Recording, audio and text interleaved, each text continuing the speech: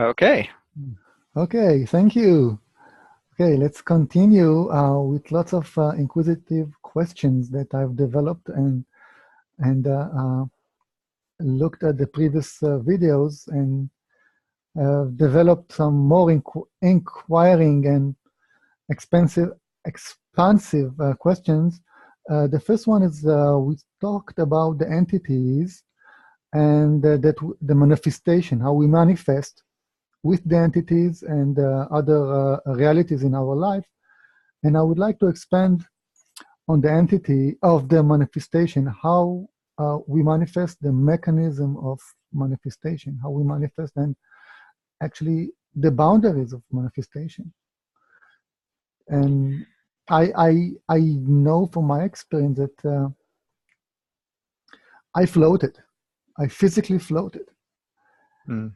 And I put a lot of spiritual attention or intention into it, and it happened, but only once in my life. And it was not. It was an occasion of great joy. Never happened again. Mm. And it's not a matter of how much effort I put into it. Not happened. And people, I know story of people who were able to physically manifest substance on the table, Mm-hmm. and people who do telekinesis and so forth, things that are not spiritual value, but are out of I would say, the physical laws that we are accustomed to. Mm-hmm. So actually, our power to manifest is way beyond what we believe as normal physics. Correct. Yes. Oh, absolutely. Absolutely. Yeah.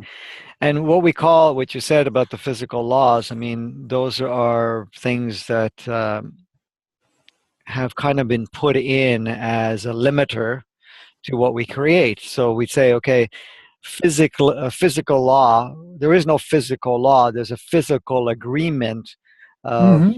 how are we going to manifest, what delay there is in it, what we can and cannot uh, you know uh,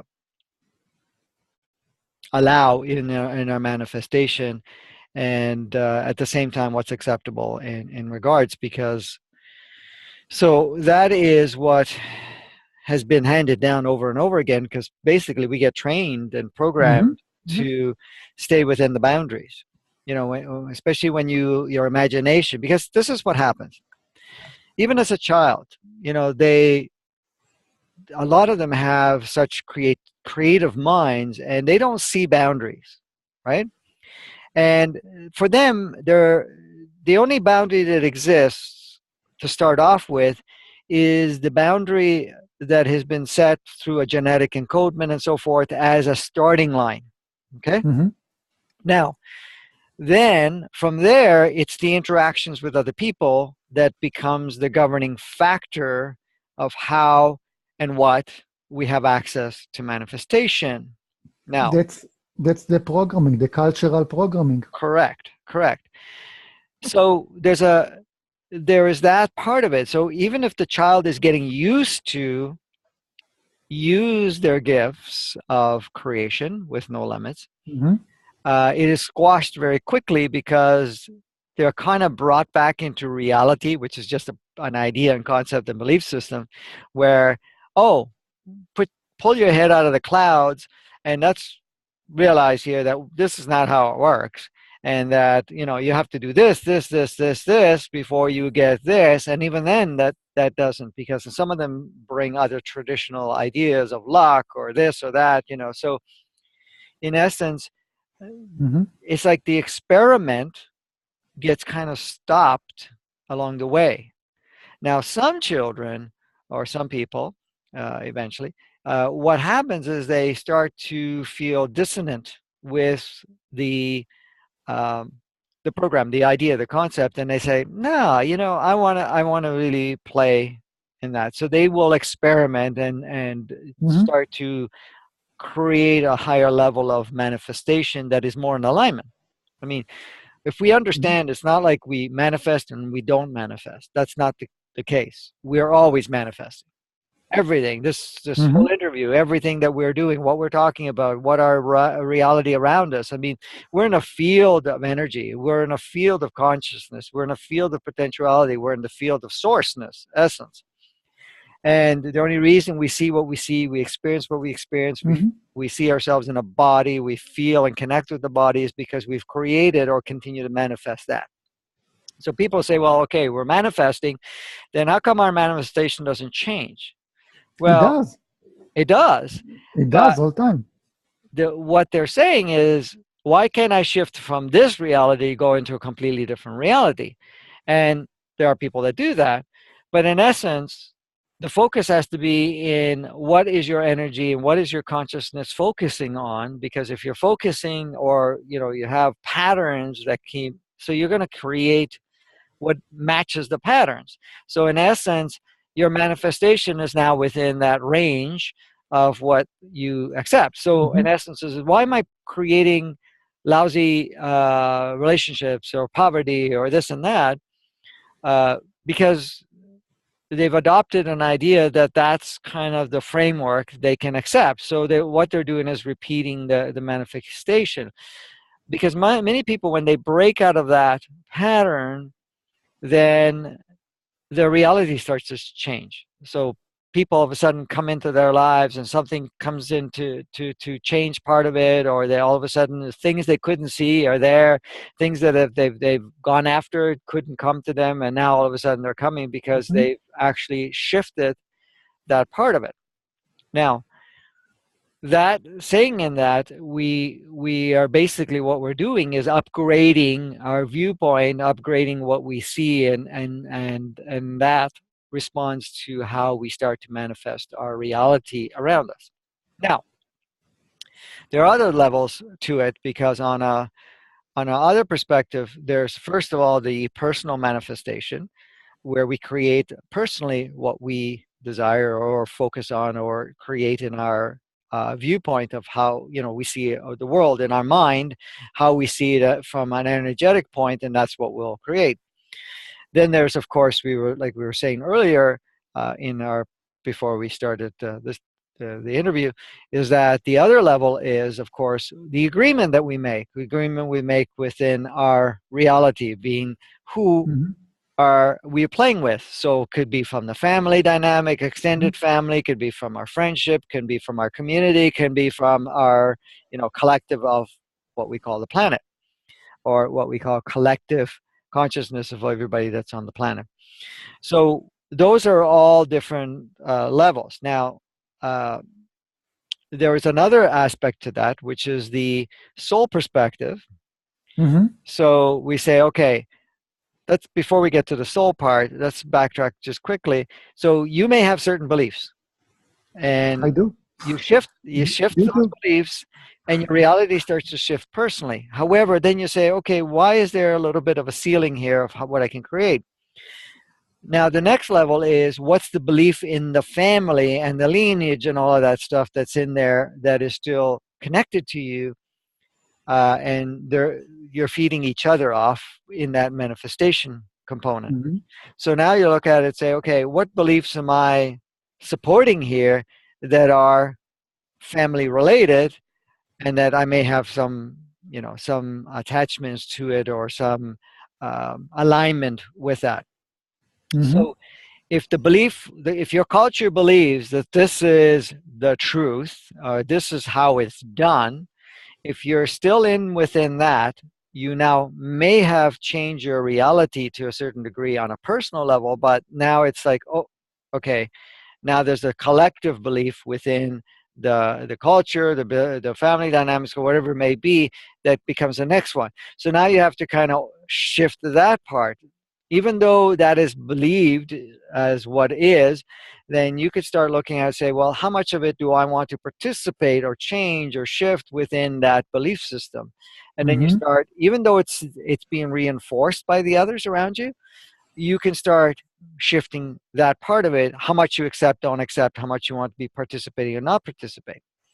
Now, what happens in that manifestation, because we're all connected, is as you start to break out of those patterns or shift from those patterns, the members in the family, per se, say if it's in the family, also Mm-hmm. start to experience a shift within themselves. And the interactions that you have, and even the rigidity that they hold within that, becomes expanded.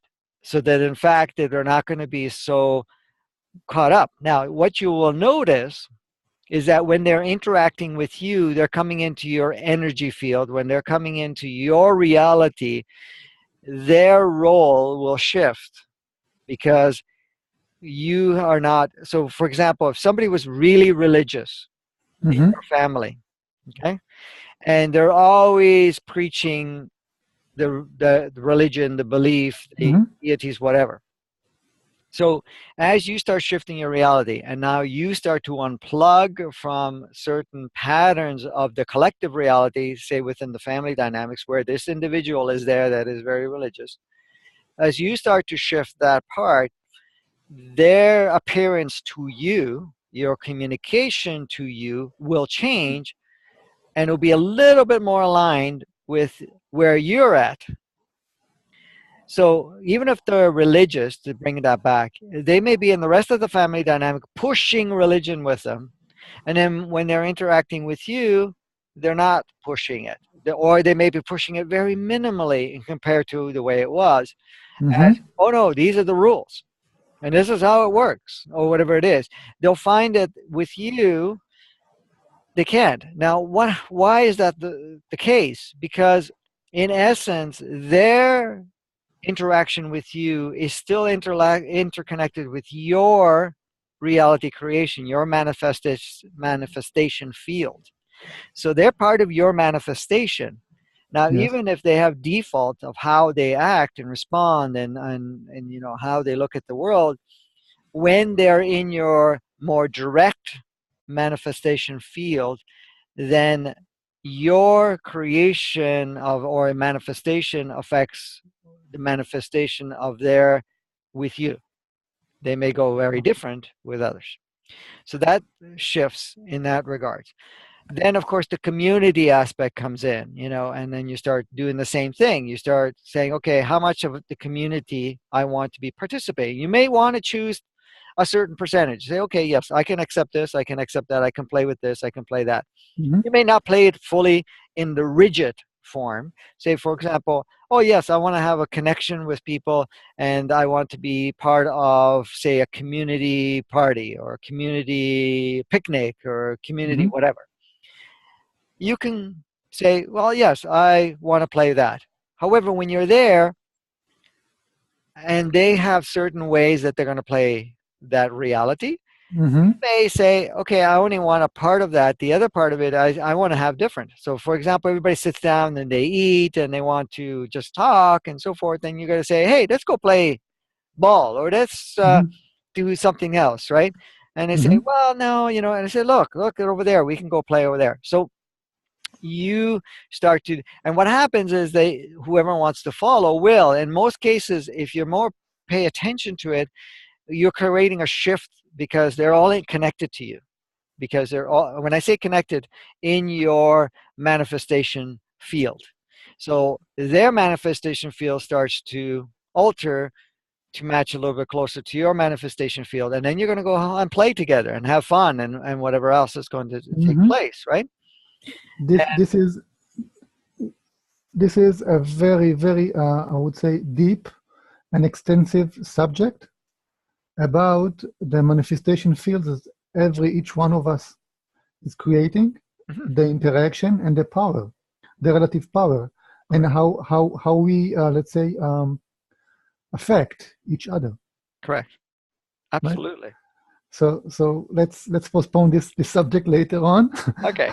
Okay, and let's focus on uh, the mechanism of manifesting, what we call mechanism, because maybe what's my definition of creating or manifesting reality is different from yours. So let's Let's hear your point of view. What is manifestation? Well, And unless you want to go first and share with what you see as manifestation, it's up to you. I mean, or I can. okay, my view of manifestation is having intent, which could be conscious or unconscious, about what I want to have in my life, and taking the energy and the effort to create that in my life, in a conscious way or non-conscious. As the more I am evolved, I would say um spiritual is not the word. I would say psychology, personally aware of yourself. Mhm. You're aware. You're better. I would say receptive to what are your feeling, what you have in your life, Mhm. and how you interact with the people and the reality. So Right. it's not really spiritual. It's more like awareness, personal awareness about what you attract and what you do in your life. Mhm. But another layer is the spiritual layer, where we attract, I would say, opportunities. And when I say opportunities, not necessarily the good ones, okay? It could be also the negative one, or let's say the unpleasant ones as well, Mhm. experiences. Okay? I wouldn't say bad or worse, I'll say unpleasant. It's less polarized, Mhm. okay? Um, so on a spiritual level, I would say we are bounded with our, I would say, collective hypnotic beliefs in the, I would say, objective reality, which is physics. Right. And physics is the, I would say, the rule of this virtual game. If you go to, let's say, another uh, a virtual game software, there are the parameters of the physics. You can change them. Mhm. Same in here. That's the way I see it. Mhm. And maybe you have a different perspective. Well, I wouldn't say different. I mean, I do agree with most of what you've said there. In regards to manifestation, uh, yeah, it's true that when you're talking about um, a level, because even coming onto the planet, for example, as a soul, you come onto the planet and you are made aware as a soul that, or spirit, we want to call it, that you are going to be working within a certain parameter. So, in essence, say you're a soul that has had lives on other planets and, like you said, other video games, and have been exposed to uh, different physics, if you want to call it that. It's not really Mm-hmm. physics, but in different physics, that what is not manifestable here on Mm-hmm. planet Earth is very easily it's common practice in another planet. So, Mm-hmm. in essence, when you're coming here, you're kind of looking at it, and there's your team that supports you, because there is a team sort of thing Mm-hmm. that says, okay, you're going there, but you can't use all the stuff that you have gained from other experiences, because there is a certain guideline that you need to fit in, even as even though it might be just the starting point, but at some point, you know, this is acceptable and this is not acceptable because of where the group of Mm-hmm. humans, or what you call souls in those human bodies, are still going through a certain process of, expanding themselves in that reality.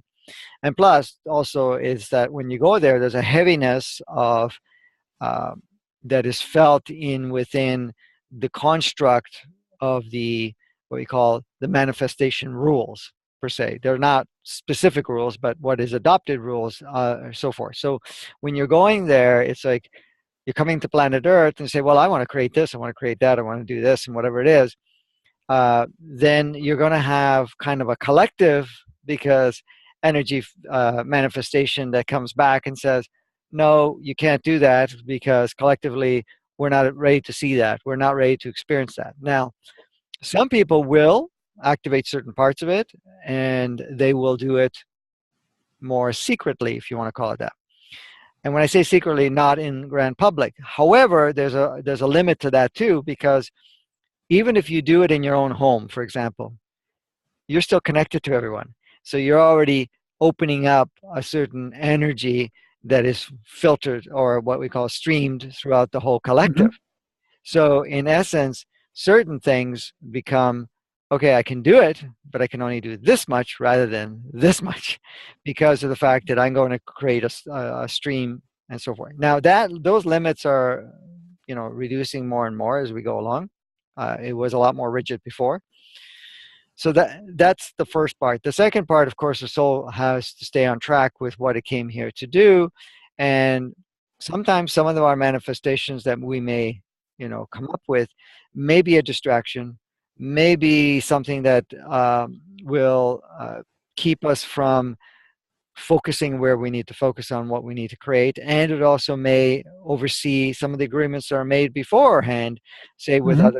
with other souls coming onto the planet. So for example, you came into your family dynamics, and the family dynamics you may have made an agreement with, you have, let's not Mm-hmm. say may, you have made an agreement that you would come in and play specific roles, and they will play specific roles, and then of course the community extends from there a certain point. So you come in, and as much as you want to go out and play completely free, uh, that doesn't fit in within the agreements that are made. So those things come in at first. There are usually all starting points, and then from there it usually can change. Mm-hmm. So in that level of manifestation, so yeah, you may have intent of creating something in your life a certain way, and the fact that the intent is there, the opportunity is there, the fact that there is, um, how could I say it, a desire for it or a vision for it, the potential is there. However, Mm-hmm. the boundary comes in, or what we can call boundary, the limiter that comes in, Mm-hmm. which is of our own agreement and creation, is that, okay, right now, the direction we're going and what we need to do and what is agreed upon, would bringing this into the equation as our reality or our manifestation going to be neutral? Is it going to be better to be more focused on track, or is it going to be a distraction or something that will take us off course altogether? Mm-hmm. So it Very looks at, important. Yes. yes, exactly. It looks at all of that. Mm-hmm. You know, I've done some seminars Mm-hmm. some time back, and the big question that kept coming to people coming along was, how come manifestation has changed? Some people manifest, some people no man. Well, the first reminder was, yeah, we're always manifesting, but what doesn't look like manifestation is like, I'm not getting what I want. Okay, I want this, right? So So, basically, so yeah, so it's a matter of definition for what you want, correct, because many of the wants are not conscious. correct, correct, exactly. So so what I say, well, we create on many levels. We create from a conscious level, we create from a subconscious level. Mm-hmm. Okay, we also create through the soul level, or what we can call Mm-hmm. unconscious or superconscious. We also Mm-hmm. collect, we have two other levels of manifestation that we create through, which is basically agreement point, where we have certain connections with certain souls, and then the collective. They're all parts and parcel. Now, Mm-hmm. originally, the biggest factor was conscious and subconscious. And the superconscious had a smaller percentage of its creation capacity. And then the other two was small also. With things upgrading and expediting along the way, Mm-hmm. specifically in the last 30 plus years, but more specifically as of 2013 on, Mm-hmm.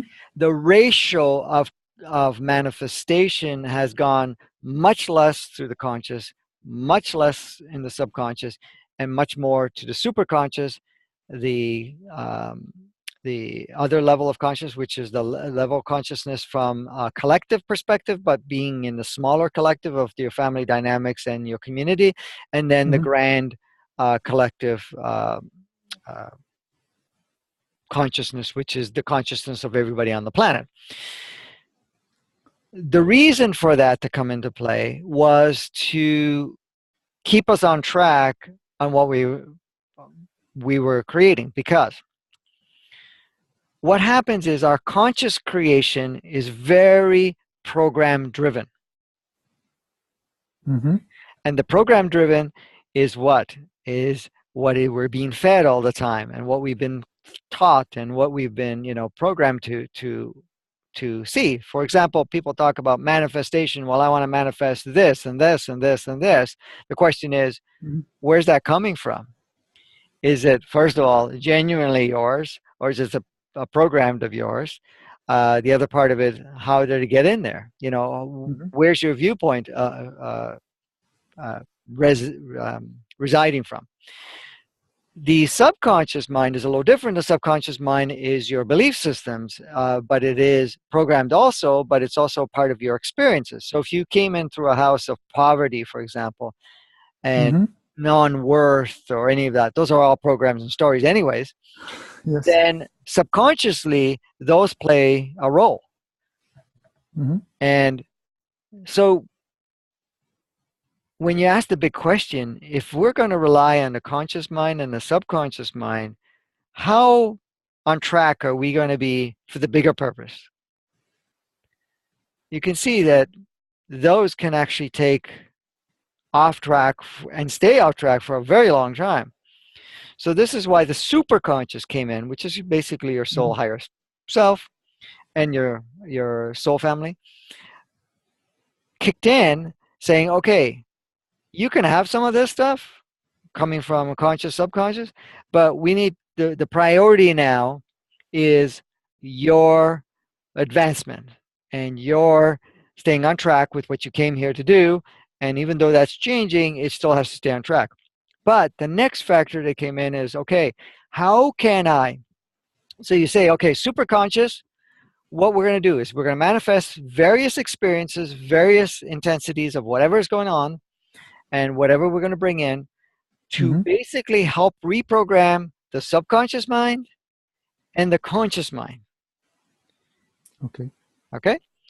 But at the same time, the superconscious mind also is communicating with your family dynamics and their superconscious mind and say, how can I be of service to you while you're being in service to me, so that we see that we're all one. And for me to benefit, you're going to benefit, and you need to benefit before I can benefit, and so forth. So then there's that communication, superconscious to superconscious. Okay? Okay. Which, whatever they're experiencing at a superconscious level, is affecting their subconscious mind and their conscious mind. Then the next level, which is the third, fourth, the fifth level, whatever it is the collective consciousness. I know there's a few other ones in between, but usually it's the Mm-hmm. community and whatever else. But the next level is the collective of the planet. So now you're looking at all the souls of the collective and say, okay, how can I best serve on a collective perspective? So super Mm-hmm. consciously, now you will manifest certain realities. For example, let me bring you one quick example. We're doing it right now. The examples are extremely useful and required to get from the abstract to the concrete. Yes, perfect. So let's look at this. Here's an example.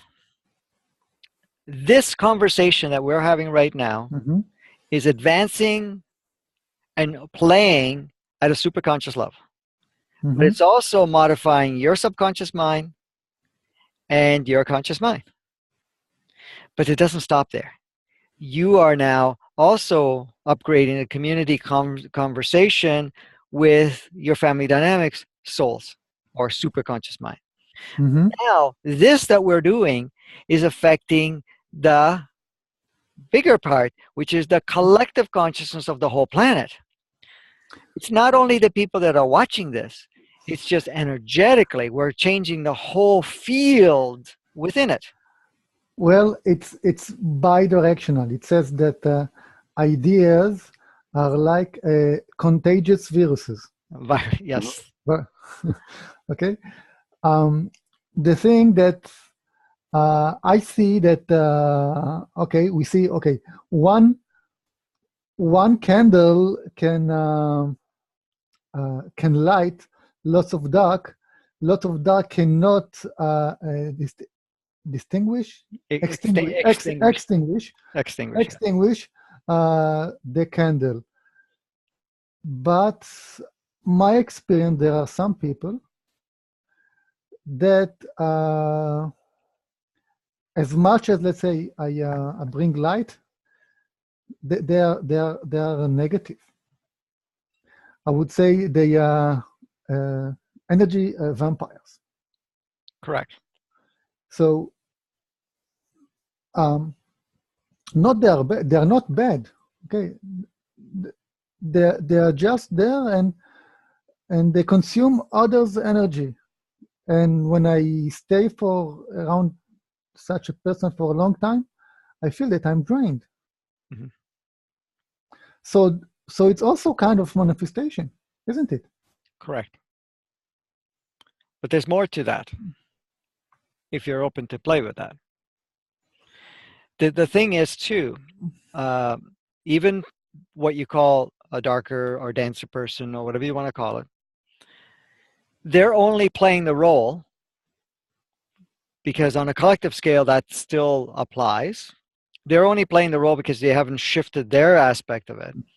And Mm-hmm. then you being the light, for example, then coming into the room, like, okay, you're going to go to a party, you're going to go to a group of people, and a lot of the people are lower vibration and lower states of playing in the drama, whatever it is. So you're Mm-hmm. coming in and you're not engaging in the drama. Now, there's two parts to that.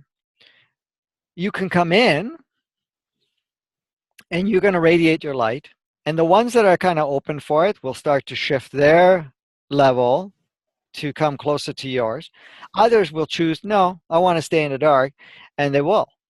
Now, if Mm-hmm. you're engaging where you want to shift that, so you're going in with an energy, I got to change this, then it's going to expend a lot of energy for you trying to light up the dark, for example, just as an example. Mm-hmm. So it's like this. You're going to go into a room that's really foggy and heavy, heavy darkness. And now you have your little candle. Yeah, it's creating a light. But because of the fog, the light only travels a certain part because Mm-hmm. a lot of it is reflected back into because of the fog, but the rest of it is pretty dark. So what you're going to do is you're going to crank up the light so make it brighter and brighter so that it goes through the thickness of the fog. Mm-hmm. That's okay, but you're going to expend a lot more fuel unless the fuel is being replenished. You're going to feel drained, right? The other Mm-hmm. part is you can go into a group of people or even one individual and they may be dark or lower vibration, if you want to call it that, because nobody's dark, nobody's light. We're basically a Mm-hmm. full spectrum, but we choose to emanate a certain level of Mm-hmm. darkness versus brightness, if you want to call it that.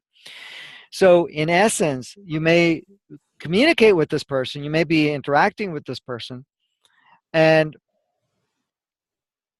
if you are coming in very neutral and you're holding into your own energy source without having that energy source go out to them and bounce back. Because what happens is a lot of us, what they do is, oh, I'm going to emanate light, and you're emanating light, but you're emanating light without replenishing it, but you're waiting for that light to bounce back or come back to you. Well, Mm-hmm. what happens is it doesn't. So then it drains it because you're not getting it back. That's what we call energy vampires. So the energy vampires go, oh, okay, I'll take it, I'll take it, I'll take it, I'll take it, but I'm still going to emanate my darkness. And here you are because you're depending on that to bounce back, and it's not bouncing back, Mm-hmm. then you get drained. But if you're going in and you're opening that light to come out, and you're replenishing from your field that energy, and you're the creator of the field Hmm. anyways. So then it doesn't matter how much they take, they won't drain you, first of all. Second of all, because you're coming in such a replenish, it's like this. You could start with a glass of water and you say, okay, I only have this much water. So you pour your water in that glass and hoping that that glass will share it back to you, but it's not happening. So in Hmm. essence, you've raised the water on this side, but yours is depleted. Hmm. Okay. So what happens, you end up feeling that depletion. But if you are a pitcher and the water just keeps flowing in it and the level always stays up, you can fill that glass, and the glass is going to keep filling, filling, filling. You're never drained because your glass is always full, or your pitcher is very full, and it keeps going, and then it starts to overflow. So in essence, it can't hold anymore, and it starts to change that part. So what happens is, energetically, they can't hold the darkness to that, and then you start breaking that part of it because it's, oh, there's too much light, I can't, it's overflowing now, and I Hmm. can't hold that darkness. So what happens is, even if they don't become super brilliant, they're not going to be able to hold the same darkness because of it, because you've Hmm. overfilled them. But your source is constant, rather than Okay. I'm going in with this much, I'm going to share it, hopefully they'll share it back, but it doesn't. And Mhm. this is what happens energetically, what we end up doing. And I've been caught with that myself. Less now, but in essence, sometimes you go in and you go, okay, I'm gonna, but you've cut off your source in a sense, and can't cut off the source because we're in the field of the source, but we've kind of blocked off the for us to be connected to the field, and we, even though we're part of the field, and we're saying, well, no, I'm going to Mhm. be. It's like a jar. You take a glass jar and you put a lid in it full of water, and then you drop it in the ocean. You're in the ocean. It's lots of water there, Mhm. and but you're still containing only so much because the lid's on it. But once you take the lid off, that water that was in there becomes more of that water that's around there, and of course now you're Mhm. endless. And this is what Mhm. happens to people, is that when we get, oh, I got my jar full and I'm ready, but they put the lid on, and then they go out, and if they open the lid, they're pouring it, but what happened, they're not allowing the rest of the field, the rest of the energy around them to refill them. And I believe that's the illusion of scarcity. Correct. There is a limit to the amount of light that we can carry and bring in. Correct. Yes, absolutely. Okay, so let's get back if we can. What's the time? Okay, um, let's get back to the subject of manifestation, Mhm. and uh,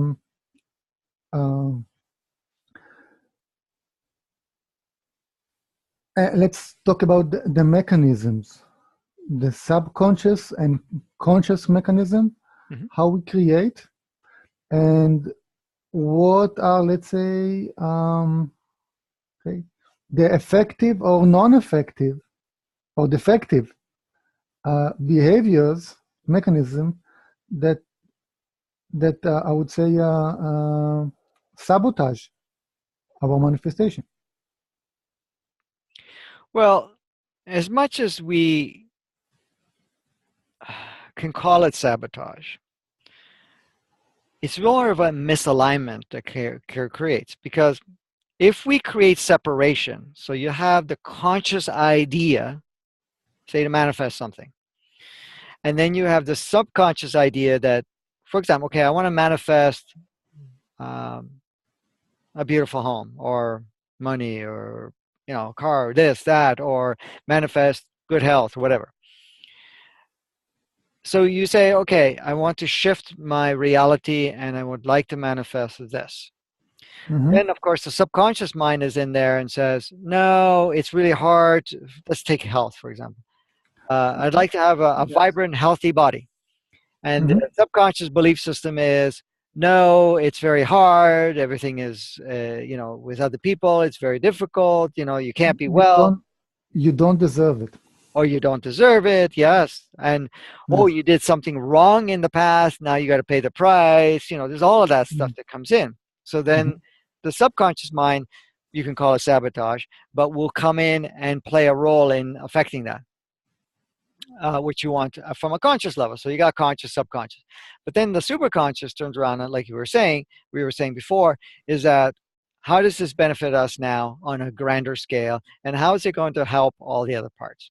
So those are kind of the mechanism, and then it also looks at the other part. But the next level of mechanism, the the more aligned way to create um, Mm-hmm.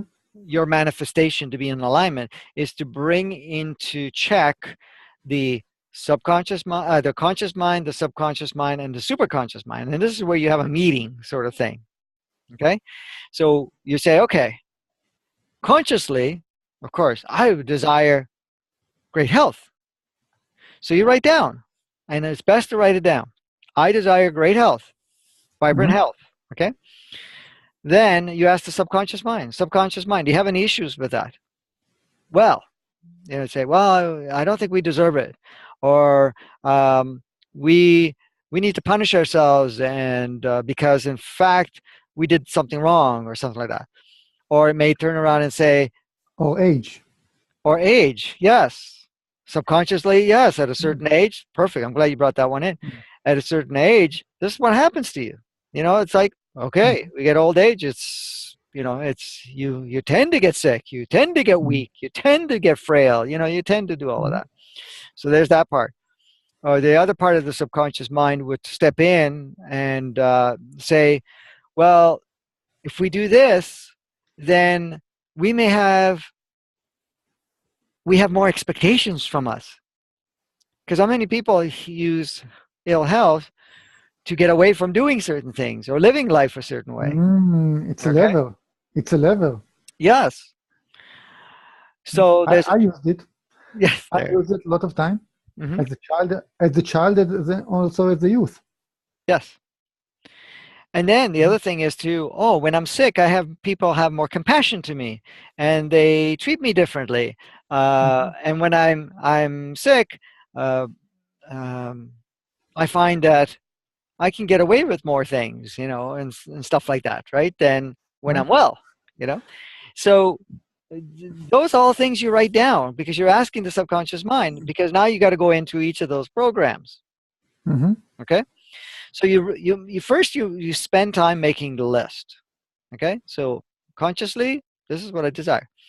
You could ask yourself consciously, why do I desire this? What do I gain from it? What am I going to? How am I going to feel by doing that? Right. Mm-hmm. And you write all that stuff down. Then, of course, if you're going to ask the subconscious mind, and of course, it can come up with all the stuff we just talked about, and also, yeah, we don't deserve it, or whatever, or we're not lucky, or whatever. Those are all beliefs in the Mm-hmm. subconscious mind. Once you finish the list, then you go to your soul, your higher self, your superconscious mind. So you ask the superconscious mind, how do you feel about having this as part of our manifestation, as part of our reality, part of our journey at this point in time?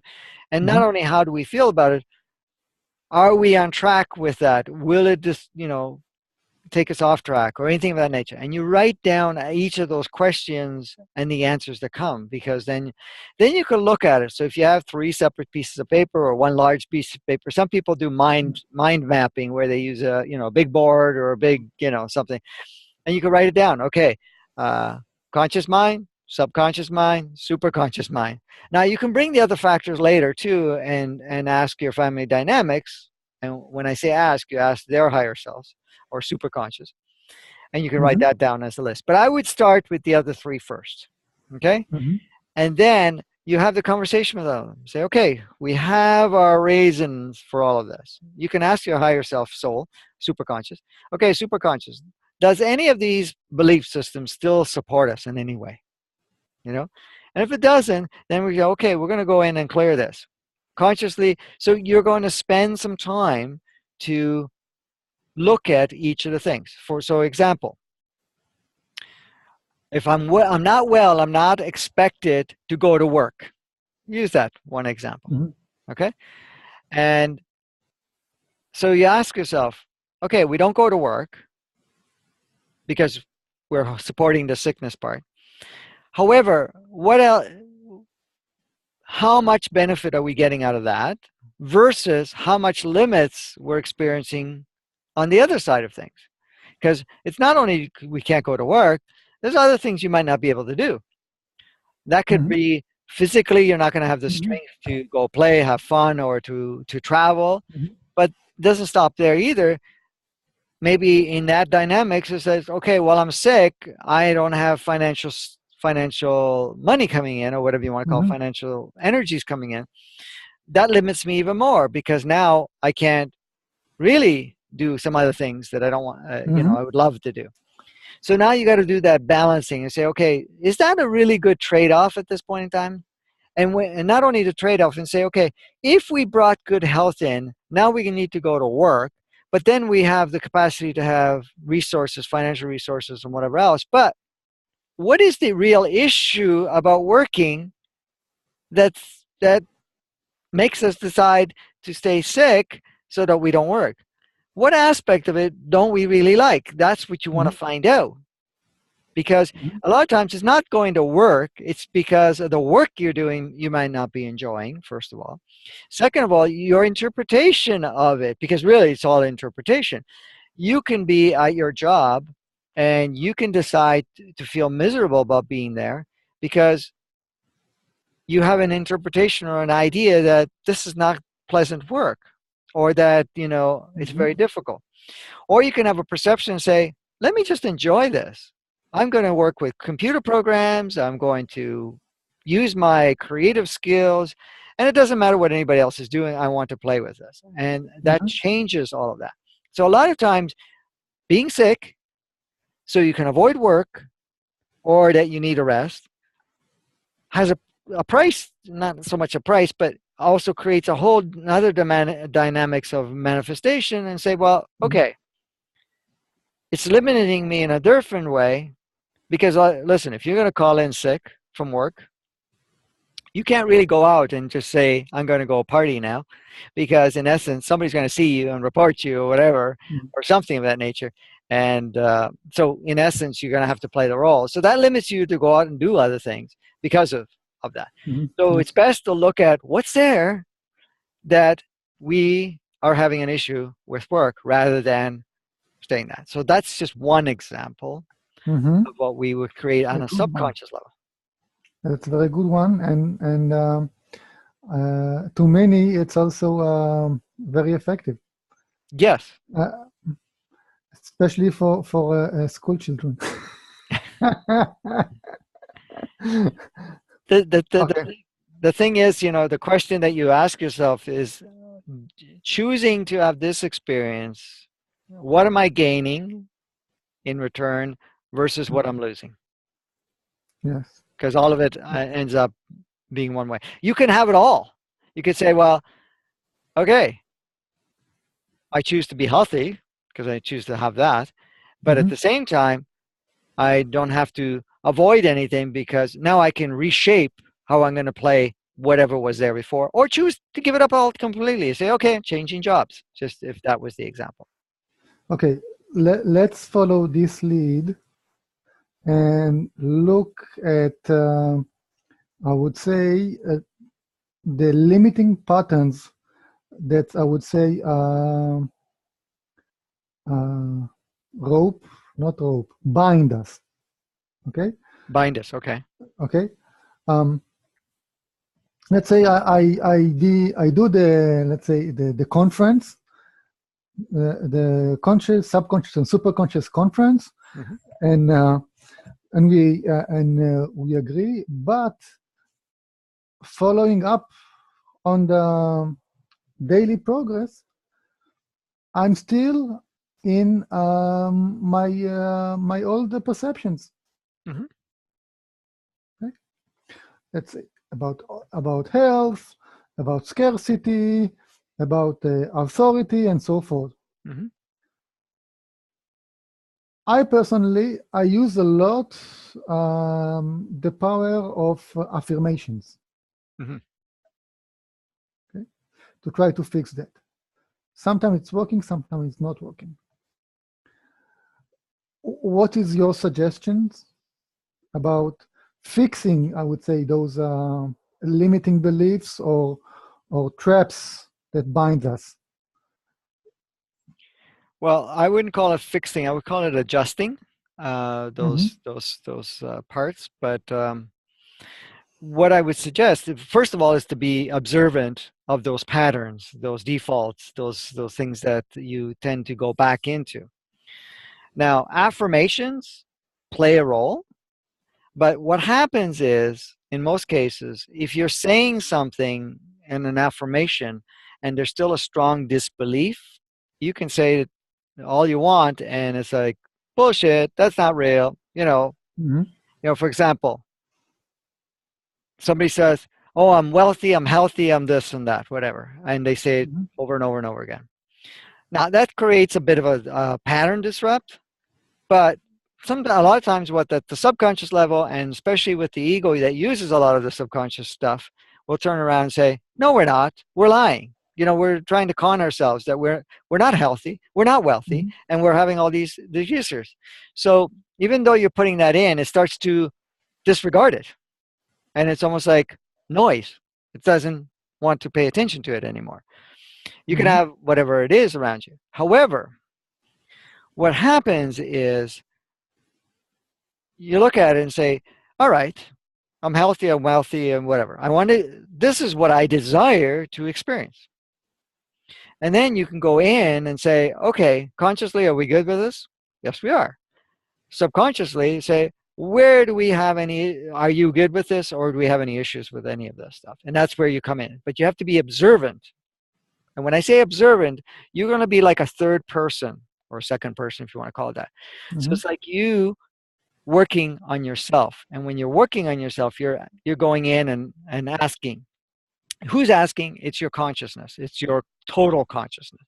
And you say, okay, let's take a look at all these things that are there. So affirmation play to a certain extent, but then of course, like you said, sometimes it doesn't work. It's because there's enough of the program in the subconscious mind, and the ego jumps in and says, no, that's not possible, that's not true, that's not whatever. Even though it may not be super loud in your head, it's there, it's very subtle, it's there, it's Mm-hmm. saying nah, nah. And I found that years ago, when the law of attraction came out, or what do you call it, The Mm-hmm. Secret, the movie, and Yes, whatever that's else. it. Yes. And I watched the movie because I went to the screening because it was with the group that I was promoting my work, and so she invited me, and I was there, and I was listening to all of that, which was exciting to say that, oh, okay, they brought up some information that was another step up. Mm-hmm. But I also realized, no, that's not going to work for everybody and fully either, because there's other levels we need to look at, and it was a stepping stone, right? Mm-hmm. But even in that regards, right? When you look at it and say, well, the secret, I mean, we're manifesting all the time, we have this capacity, but we really need to look at is, and they talked about affirmations, and if I Mm-hmm. remember correctly, and they all talked about visualization, and they Mm-hmm. also the dream board or something like that, vision board, I think it was called, yes, vision Mm-hmm. board and all that stuff, which is great tools. But to use the vision board, and then we got to go to the next level and say, why do we really want this? Like, you could put your nice little red Ferrari there. Mm-hmm. You got to ask yourself, okay, yeah, the subconscious may say you deserve it, don't deserve it. People are going to judge you, whatever it is. You're going to be selfish. You're going to be whatever. Belief systems are in there. Okay. The other part of it is the questioning. And this is say, okay, what do we want this for? What do we gain from having this red Ferrari? And then ask the questions and pay attention to the answers. Oh, I will feel better of myself. I can go against all my belief systems that I was never worthy or that I wasn't good enough, because now that I have a red Ferrari, oh yeah, I made it. I have the dream house, I have the dream relationship, I have this car, Mm-hmm. right? Those don't work, because what you're doing is you're bringing in the red Ferrari as a substitute or as a filler of all the voids. Now, some Mm-hmm. people will still get it, only to because at the super conscious level, it says, okay, try it out, see if it fills the void. And in most cases, they won't, because it may be okay for a short while, but then you'll find that the void is still there. because all the other stuff that you believe about yourself, and then you might crash the car, or it's stolen or whatever it Mhm. is, and it's gone. So you have to look at it and say, well, I'm not looking for a replacement for emptiness or voids. I'm looking for what I really want to gain from this. And that is, I really want to feel good about myself. But now we're going to go in and say, why do I not feel good about myself? You need to look at the stories, the programs, the belief systems, and all that stuff that's there at the subconscious level, but you also bring in the superconscious. So you could see how those things come into play in that regard. So observing, questioning is very powerful. So if you have a certain program pattern coming in, Let me bring one which very, very powerful on me, mhm, which is the belief in scarcity. right, I'm very frugal, and I shouldn't be, because if I'm frugal, I'm empowering the belief in scarcity. correct. But when, let's say, let's say I go and have a flashy dinner outside, Mhm. I feel bad. I feel like I'm wasting, right? You feel So, like you what? like I'm wasting, Oh, wasting wasting. my, All right, right. wasting my our energy. We could spend something on a better investment. So there's always this internal belief of scarcity. There's not enough. We should save. We should turn off the light, right? Save electricity, Mhm. and so forth. And and part of my affirmation is belief, is trying to, as I said, that everything is going in a flow and in ease and with fun. So I don't know how to replace this internal belief in scarcity, which is a programming, okay, with a belief on abundance. Okay. First of all, you don't want to have a belief replace a belief. So we're going to go from away from the belief idea, because Okay. basically you're going to tune into who you are. Um, but I don't want to correct you. I'm just kind of pointing out something that we can go further, because it's much more powerful to get rid of all beliefs at this point in time and going into that knowing of or creation mode, what we call conscious creation instead of subconscious and so forth. So, anyways, in that respect, again, it's going in and asking yourself, what's the scarcity about? What are we so concerned about the scarcity? Where are we getting this from? That's where you have the conversation. You ask That yourself. that's from childhood. That's Okay, about survival and that stuff, which is perfect. imaginary. Okay, Yes, it's imaginary. yes, It's I would say it's a matter of imaginary belief of insecurity. correct. Okay, so that's great. See that you have it all written down. Yeah. Now you're going to ask yourself, all right, do we still want to play with that? Does it still serve us to play with that? Just ask yourself. And you're going to ask the various parts. You're going to ask your conscious mind, you're going to ask your subconscious mind, and you're going to ask your superconscious mind. Does it still Mhm. benefit us? But even if you're going to deal with the subconscious alone, that's a belief of Mhm. scarcity, belief of, the fact of whatever you just said. For some reason, it slipped my mind now. So Mhm. you're going to look at all of that and you're going to say, okay, yes, we've taken on these beliefs. Yes, it has served us. Yes, it's, given us whatever we're experiencing right now. However, I'm asking at this point, does this still serve us? Are we still wanting to support this idea? How do we feel about it? Bring it up one by one. Okay, I know that it's not serving me, Hmm. but at real time when I'm spending the money, Hmm. I feel the stench of the being frugal. Correct.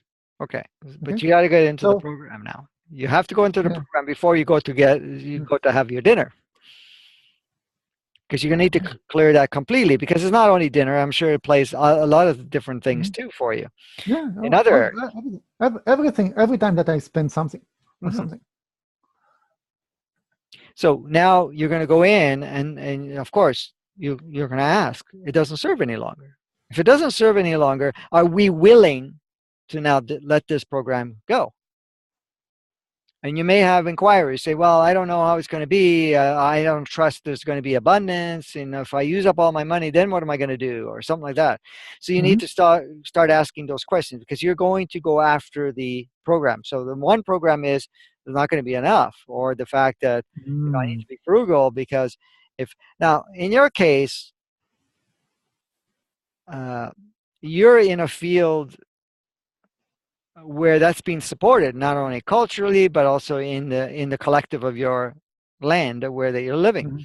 But that happens through a lot of places too, because you can have pockets of that aspect of it. But in some areas, it's much more supported. So you have, at some point, you may have to look at that and say, well, how much do I want to give power to the energies that are emitted? Because certain groups of people that live in a certain area may support that frugalness, or may Mm-hmm. support the fact that I need to always get a deal, or that I only buy and replace it if I absolutely need it and it's broken and I can't fix it and I can't steal it from someone, or I can't get it, whatever, then I can go and replace Yes. it. Because there's also the belief that money is power, money is holiness, money is worthiness, money is all of that. So you say, well, I can't use this because this is my reality, this is my energy, this is who I am, sort of thing. From even in God's perspective, if I have this in God's perspective, I can now fit into the chosen people, or I can fit Mm-hmm. in, being whatever.